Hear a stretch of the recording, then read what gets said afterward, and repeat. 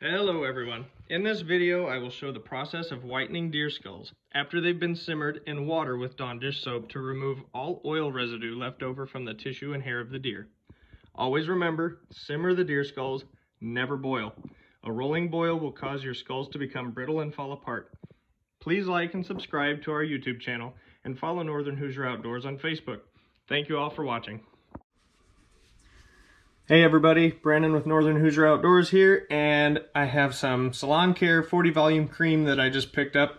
It was shipped to me from Amazon, and the plan is I'm going to bleach the skulls white. This one is Julie's. This one is Julie's from this year. This was a year or so ago, maybe a couple more. And then this one is mine that I just got this year. This one has been sitting for a while. It had a little bit of skin and hair and stuff still on it, and it has stained parts of the skull a darker color.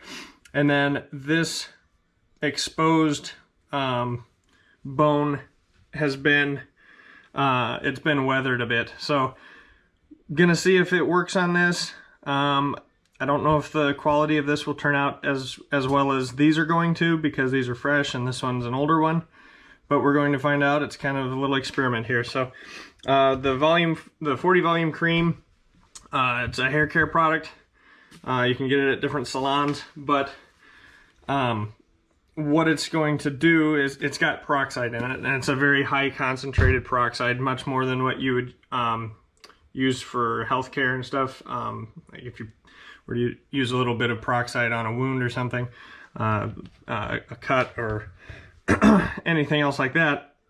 That kind of peroxide, I've used it before. It does not whiten nearly as much as what the reviews for this has said. So we're going to go with that. And from what I have seen, it looks as though you just paint it on and try to get it onto every bit of exposed bone. You don't want to get it on the antlers. So as you can see, I've got the antlers taped off, just so that it doesn't bleach the pretty part of the antlers. We don't want that.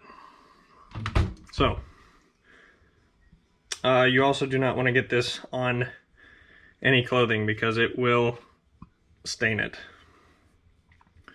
So what we're going to do is get all of the crevices glazed over with this, and then once they are completely glazed over, we're going to put plastic wrap over all of it so that it keeps the air from getting to it. And this is going to cure for at least 2 or 3 days, and then we'll revisit it and we'll check it out after that time. During the removal process of all of the meat and the tissues from the skulls, the temperature got a little too high.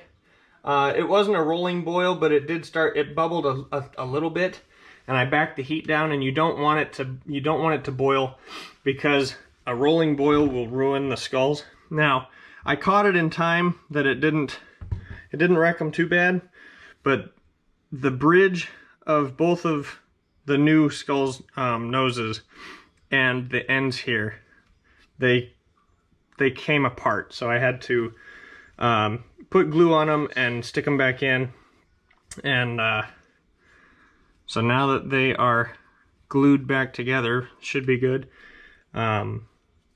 And that happens sometimes. It's a very brittle part of the skull. All of this right here, this is very, very brittle stuff also. So you just have to be careful when you're simmering them, and don't let the temps get too high. Otherwise, a lot of that smaller, thinner bone will become damaged. And Alan is just not having it this morning in the other room.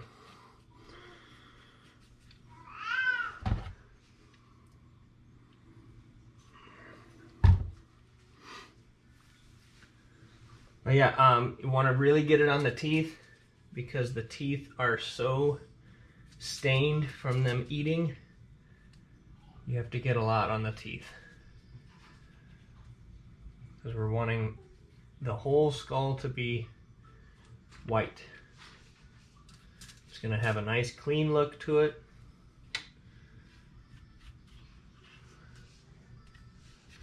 And I'm hoping that the result is as good as it's supposed to be. Because this is my first time using this product. I've seen videos of guys doing it, and it looks like it works really well. But like I said, I have not done it myself, and I'm just hopeful that it works well on our end. But I have to coat all of this all the way around and get into those tough spots.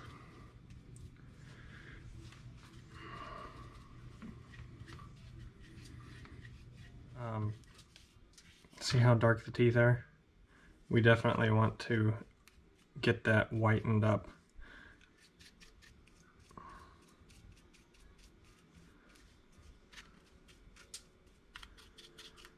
And like I said, don't get this on anything that you don't want bleached because it's going to wreck the color of anything that it touches. And I believe what I'm going to do after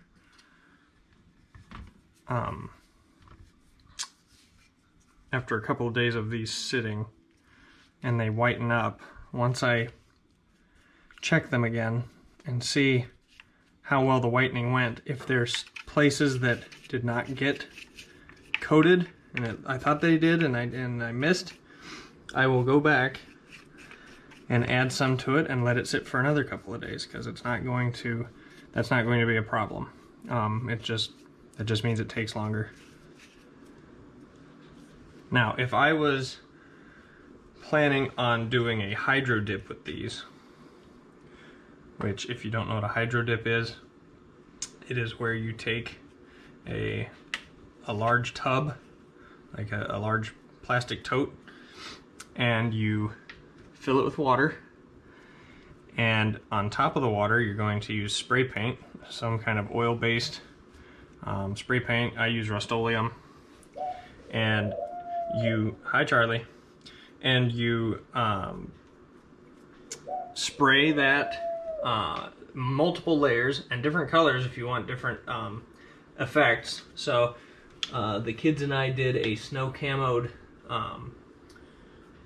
deer skull. We also did 2 snow camoed guns because we already had the paint. And so what you do is once you sprayed it on top of the water, because it's an oil-based paint, it's going to stay on top. It's not going to mix with the water, it's going to float. And then you're going to take a stick or anything to stir it with, and you stir it around, make a weird pattern. And then you take the skull and you slowly dip the skull until it's completely submerged underwater, but you don't want to get any paint on the antlers again. So you're going to want to tape those off. And then once it's in the water, submerged all the way and all the paint has worked its way onto it, you brush the paint away and then you pull the skull back out and it's completed. And so that was a fun project. The kids enjoyed that. A little woodsy art project. Take some modern stuff and some natural stuff and we mix it, and it actually was a pretty cool product when it's done. Same thing with the gun. The gun turned out really well. Both of them that we did turned out really well. So.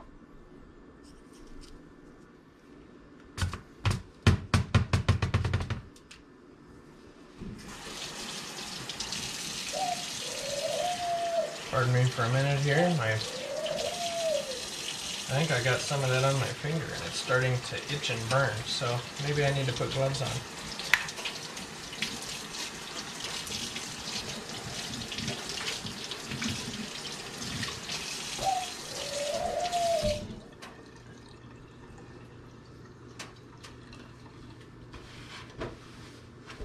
As you can see, my finger is starting to turn white, so it's bleaching the outside of my skin there, and it's not really feeling that good, so I'm going to switch over to using gloves with that, which I should have been doing to begin with.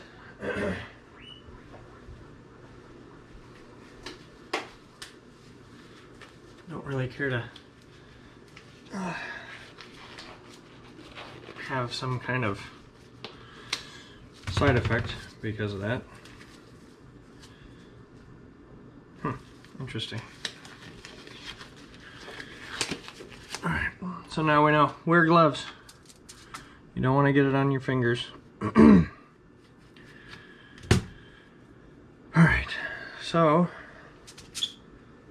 anyway, there's multiple things that you can do with your deer skulls. Hydro dipping is a fun one. Makes a very unique looking mount. Just because it's all going to be different. There's never going to be another one that looks exactly the same because of the way the paint flows and because each skull is also different. So those ones are fun. But that's not the plan for these. These ones, we're going to... So I'm not sure what I'm going to do with mine yet.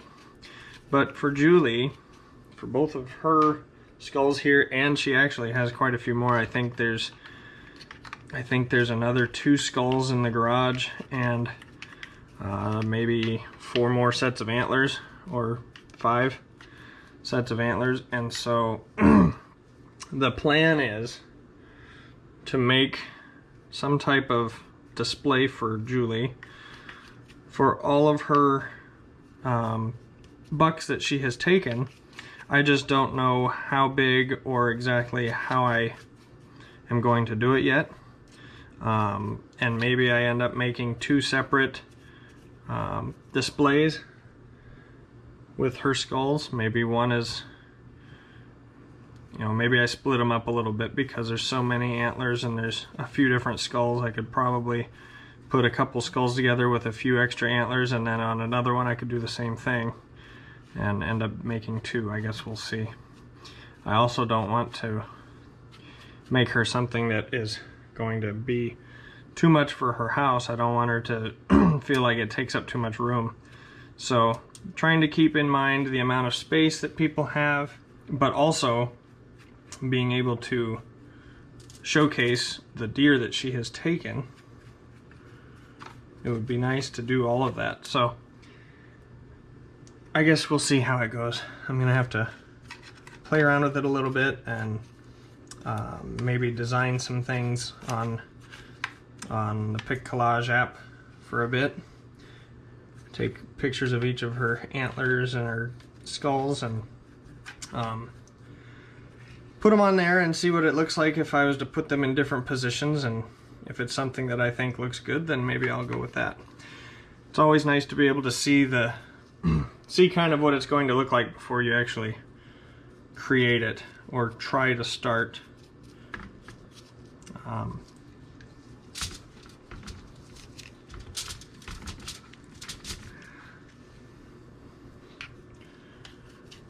But it will be fun. I'm excited to do it.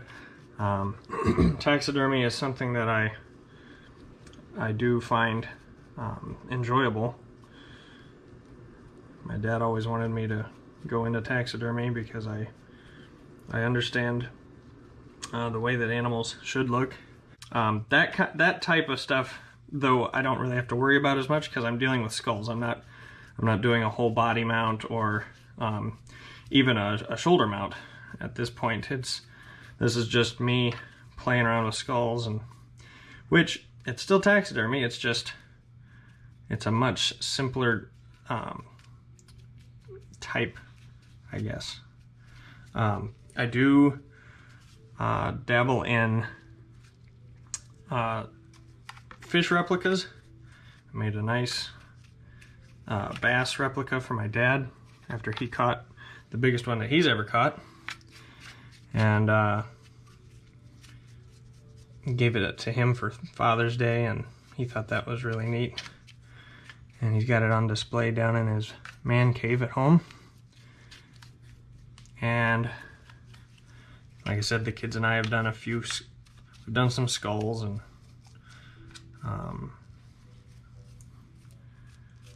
so yeah, it's a fun thing to do, and it's cool to preserve your trophies, or maybe you find something. I found a deer skull that was completely intact. He had gotten hit by a car and he had died, and he'd probably been dead for at least a year or two, because he was bleached white. His antlers were like this one's, and he was white like this from the sun. And found him in the woods, and I've actually got him in a display case in the other room. He's an end table now. I definitely envy the guys that have the dermisted beetles, where they put the skull in an old chest freezer or some kind of a tank, and they have these beetles that eat all of the flesh. Anything that is not a bone gets eaten. Now, it takes a little longer, but those beetles are very effective. They get into every little nook and cranny on the skull, inside, outside, all around. And it's amazing how good the skulls turn out with those beetles, just because you're not having to worry about like with the boiling process and stuff, you're not worrying about the bones getting brittle and breaking or separating out, because the beetles are just eating all of the stuff around the skull. So there's no heat added to it, which is fantastic. It's a great way to do it. I wish I had the means to do so. Oops. I'm gonna have to be careful here. The fact that I'm doing more than one at a time, I just dripped it on my other antler. I don't want that. So I'm gonna have to come in here with a cloth and wipe these up so that they're not gonna get bleached. We don't want them. We don't want anything else white except the skull. So definitely have to be careful for that. All right. In fact, it might do me some good to wrap those in something so that they can't get anything on them. Maybe I'll just take some Walmart bags.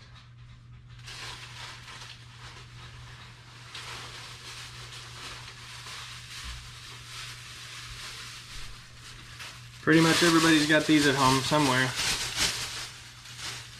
If you're like me, you've got a bag that's holding a bunch of bags somewhere in your house. Ours is in the garage. But look at that. Now, yeah, Charlie, you like the idea? Now, I don't have to worry about getting that peroxide on the antlers. So this is kind of exciting for me just because it's the first antlered buck that I've gotten. He might not be a trophy to other people, but he's a trophy for me just because it's my first, and it's kind of nice to have a first buck on the wall, and then once I start getting some other ones to put up there, then I can see how I've progressed over the years. And he's definitely not one that's going to be too difficult to beat. This one is aged. It's been in a barn for at least a year, if not a couple of years. I don't know how old this one was. I don't know when Julie got this one, but definitely has some staining to it, and I don't know how much of that will come out. Maybe all of it will come out, maybe some of it, I am not sure. So we will see how that goes. Hopefully, I'm hopeful that the stain will come out with this, because that's what this is supposed to do, is to whiten things. So like I said, hopeful that it works. Not completely sure how white it'll get, but we're finding out. This is kind of a trial run. feel like I've gone over most of it. But like I said, I'll let it sit for a few days and then come back to it, and if it needs more, then I'll just add more. And it'll just have to sit for another couple days. I'm going to be very thorough with it. I want Julie to have a nice mount for all of the deer that she's taken, because she has taken some dandies. And we want them to last. We want all of these to last as long as they can. I'm going to take plastic wrap here and we're going to try to keep as much of this moisture in there so that it has longer to sit. We're going to try to keep most of the air out.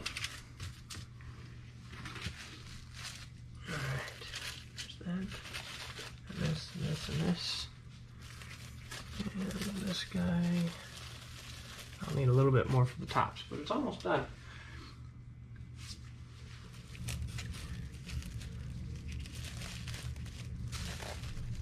So, this is wrapped up and complete. We're going to let it sit for a few days.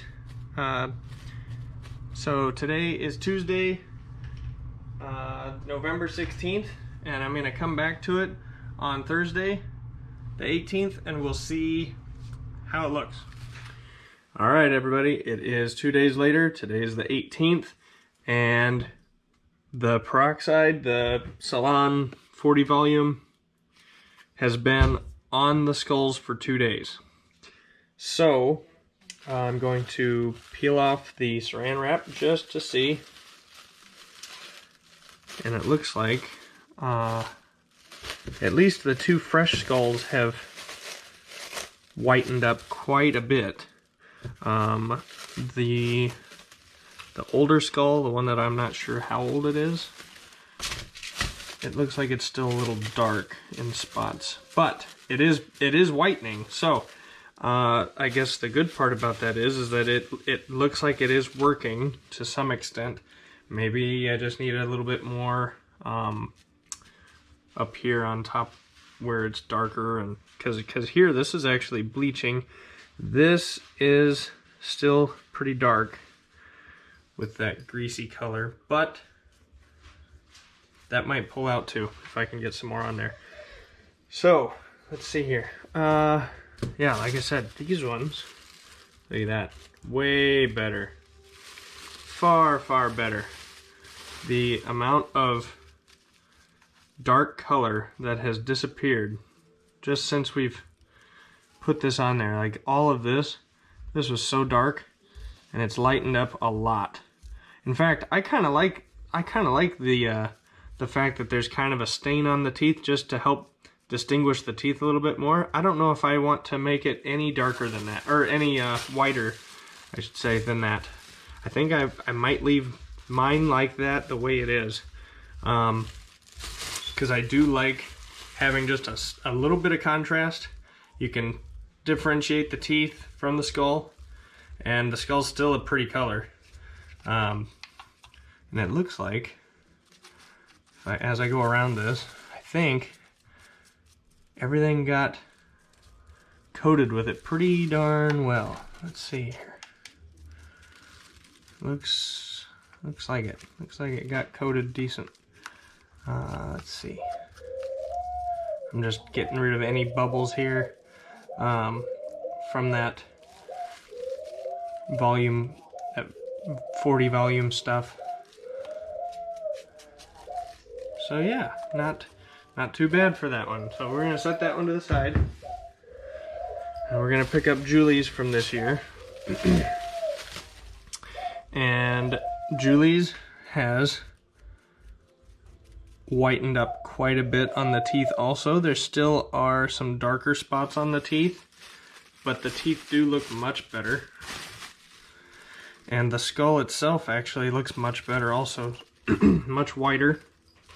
The top here does have a little bit more yellow going on, so I think I might do another coat just to help whiten that up a little bit more, and maybe even a little bit more on the teeth. So yeah, I think that's what I'm gonna do. I'm gonna put more on this one, and I'm definitely putting more on this one here. So the interesting part of that is this, that all three all three skulls were done at the same time, but all three skulls, it looks like, are going to finish at different times based on, well, it seems like it's based on age, because mine was the youngest deer. Now, we don't know how old this one was, but we know that it's been sitting longer, therefore still the skull is older. It's older than these guys. But that's just weathering. That's a little different than just the age-wise of it. But this one had more, some more fat on him. He was a little bit more greasy. The skull was more greasy, so I think that that yellow that's on there is because of the amount of like grease that was on his head still. Even after having him simmer in Dawn dish soap, which should help remove a lot of the grease. It's a grease fighter. Oils and stuff. It still is on there. So we're gonna try to whiten that up some more. We'll cake it on really good right there. And once again, try not to get this on anything but the skull, because it will stain stuff. It's kind of like bleach. Like it's gonna stain your clothes. So just be mindful of that. So yeah, after this all gets whitened up, then I'll be able to move on to the next ones. I have not simmered her other skulls, Julie's other skulls yet. The old ones that have been in the barn for years. Some of them still have some gunk on them that do need to be simmered up. And then same process as this.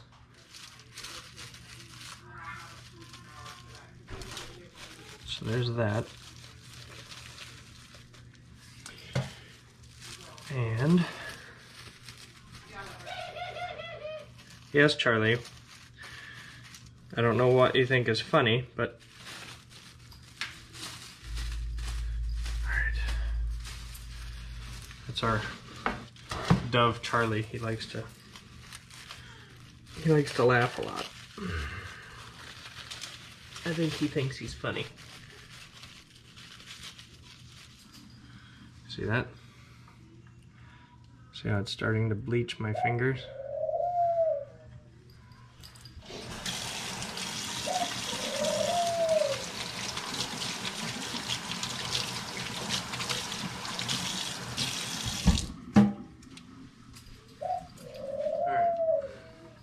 So, remember, gloves. Gloves, so you don't have this happen. Alright, so, these guys are going to sit. I'm going to move them over here. Here I can bring my skull back over that I am calling done. And I'm going to, before I remove any of this, I need to rinse this off and make sure that there's no more Salon 40 volume active on it. It needs to come off. Charlie, you singing?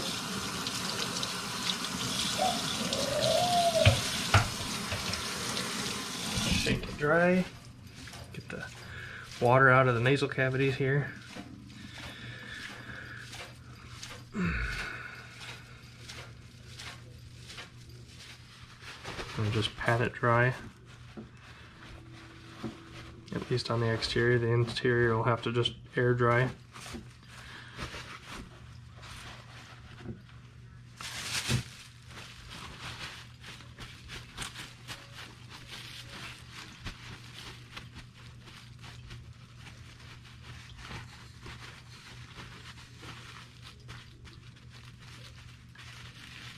I think that turned out pretty darn good.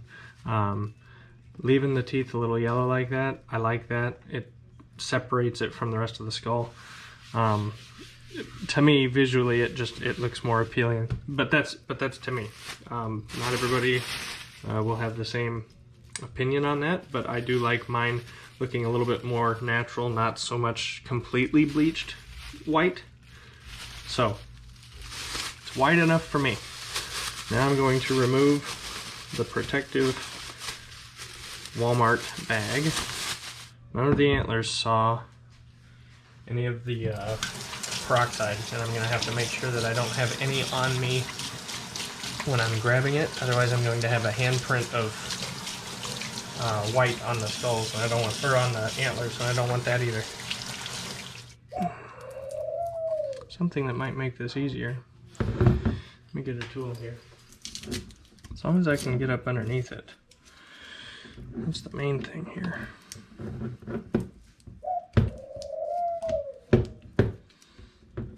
And the knife does not enjoy the stickiness of the tape. There's quite a few layers of tape there. Come on. There we go. Okay, there's one.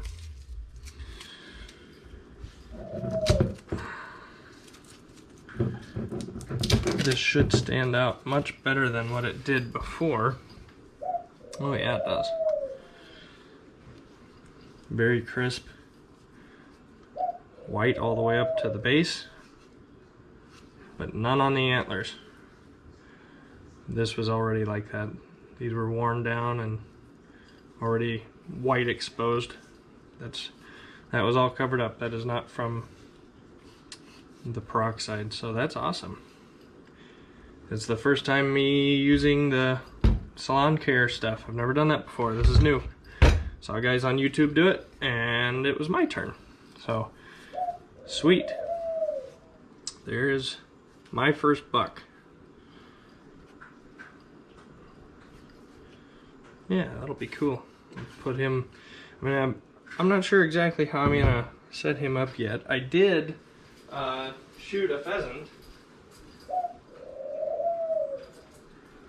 Shot a pheasant while I was in the deer stand waiting for deer to show up, and there were none on the property, and I figured if I was to shoot something it wouldn't be a big deal. There was gunshots going off all over the place on the other properties anyway, so if anything it would move the deer around. But something that I thought about was, well, maybe I take the feathers. He was a young pheasant. These aren't big by any means, but it was kind of interesting for me just because I've never shot one from a deer stand. It's always been, I've been pushing them out of the grass between fields or whatever. So sitting in a deer stand taking one, that was kind of cool. And so I don't know what I'm going to do with them yet. If I'm going to try to incorporate them into my mount, I'm not sure. It's all something that I can play around with, but I've got 4 of them. These are from the side. These were from down the middle. A couple of the feathers got messed up, so I was only able to take 4. So, but yeah, I don't know. We'll see what I can come up with. Maybe I have it something like that. I don't know. I'll play around with it.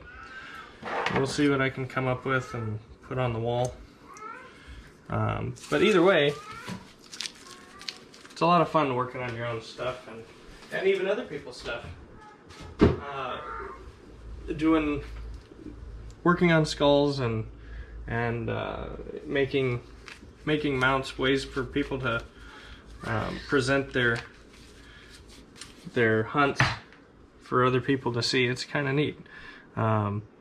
I enjoy that kind of stuff, and always looking for new opportunities, new things to try out. So we'll see what happens with this, and we'll come back a day or 2 from now and check on those other ones that I just painted up with the 40 volume cream, and we will see you next time.